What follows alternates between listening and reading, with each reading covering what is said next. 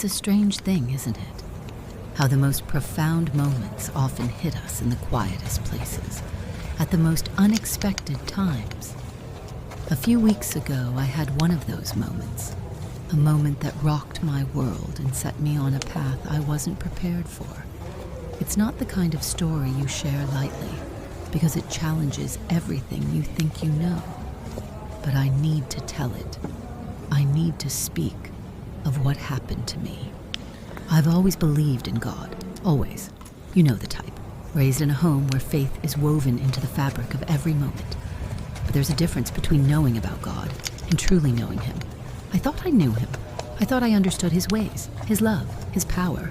But in an instant, I was proven wrong. Proven in a way that made me question everything I'd believed. It all started one night. I was exhausted from the usual grind. Papers to write, assignments to finish, the endless cycle of being a university student. It was late. The moon hung like a silver sliver in the sky, casting its ghostly glow over the quiet campus. I had just wrapped up a late study session in the library, the silence around me oppressive. I remember thinking how long this day had been, how much I longed for rest. But as I walked out into the cold night air, I felt it, the unmistakable weight of something heavy, something bigger than me. It wasn't just the physical exhaustion. No, this was different. This felt like a calling, like I was being pulled towards something I couldn't see, but could feel deep within me. I knew the feeling. It was as if God was about to reveal something, a moment of reckoning. But that's the thing with God, isn't it? He doesn't announce His presence with flashing lights or dramatic signs. No, He speaks in whispers, soft, subtle nudges that you have to be paying attention to hear. And if you're too distracted, too caught up in your own plans, you might miss it entirely. I didn't want to miss it, not this time. So I did what I always do when I feel the weight of His presence. The one thing that helps me focus. The one thing that grounds me. I prayed. I found a bench beneath the tall, old oak tree in the center of campus. It was the kind of place that felt timeless, an anchor amidst the chaos. The tree's branches stretched up like arms reaching for the sky, its leaves rustling softly in the night breeze. I sat there, not caring that it was cold, not caring about the world that seemed so far away. All that mattered was what God had for me in this moment. I closed my eyes and let the silence envelop me. In the stillness, I began to pray. Not the routine prayers I'd said 1,000 times before, but something deeper. I prayed for understanding, for clarity, for a fresh encounter with the divine. I prayed for wisdom to hear what He had to say. And then it happened. It started as a whisper, just a soft, barely perceptible voice in the back of my mind. But the moment I heard it, I knew it was Him. It was unmistakable. It wasn't an audible voice, not in the way you'd expect. It was more like a thought, but it wasn't my thought. It felt like a direct download into my spirit. "Do you really know me?" the voice asked. It was simple, yet it echoed in my soul like a drumbeat.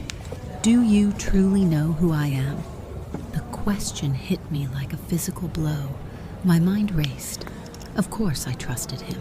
I had to. I had no choice. But as I thought about it, something gnawed at me, a deep, unsettling truth. I had never fully trusted Him in the way He was asking.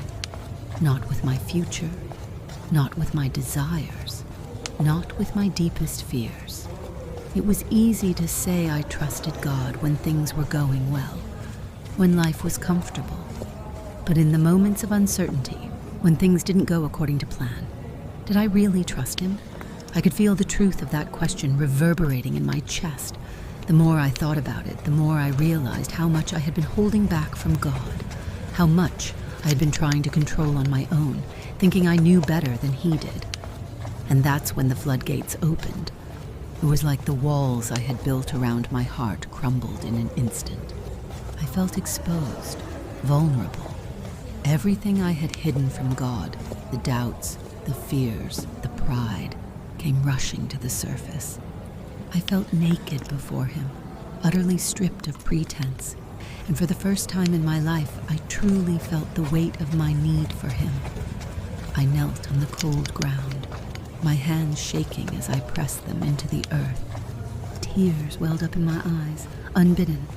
The truth of his question still echoed in my mind, but now it felt like a call to something deeper, something more real, and so I surrendered. In that moment, I gave him everything. I gave him my doubts, my insecurities, my dreams, my failures. I gave him my future. I gave him my heart. Lord, I don't know everything, but I trust you, I whispered, my voice breaking. I trust that you know what's best for me, even when it's hard, even when it doesn't make sense. I trust you. And that was the turning point, the moment everything shifted. It wasn't some grand, dramatic miracle, but in my heart, something changed. It was like I had finally laid down the weight I'd been carrying for so long, the burden of trying to control my own life, the fear of the unknown, the anxiety of what the future held. All of it lifted off me in an instant. I stood up slowly, feeling lighter somehow. The moon above seemed brighter, the air fresher. Everything felt different, as if the whole world had shifted into alignment with something greater than myself. But here's the thing. Just because you surrender doesn't mean life immediately gets easier. No, surrendering to God is a process. It's a journey. It's about trusting him with each step, even when the road ahead looks uncertain. In the days that followed, I encountered challenges. I had moments of doubt, moments when the weight of uncertainty crept back in. But there was something different this time. I wasn't facing it alone anymore. I had surrendered, and in return, God had given me peace. Peace that didn't make sense. Peace that transcended understanding. And the more I walked this new path, the more I realized that God wasn't just asking me to trust him with my future. He was asking me to trust him with the present, the here and now. He was asking me to let go of the need to control every detail of my life and to trust that he was in control of all things, even the small things. There was one moment that really drove this home. I had just finished an important exam, and the pressure was overwhelming. I remember sitting there in the empty classroom, staring at the blank pages of my notes, wondering if I had done enough. I could feel the familiar anxiety creeping in, the old habits of doubt and fear rising to the surface. But then I remembered what God had been teaching me. I closed my eyes, took a deep breath, and said it again. I trust you, Lord. And in that moment, I felt a peace that was beyond explanation. It was like a weight had been lifted off my shoulders. I didn't have to carry the burden of worry anymore. I could let go and trust that God had it all in his hands. This journey isn't easy, and I know it's just beginning. But I can't help but look back at that moment under the oak tree and feel a deep sense of gratitude. Because in that moment, God revealed himself to me, not in the way I expected, but in the way I needed. I thought I knew him before, but now I'm learning to truly know him every day, with every step and every breath I take.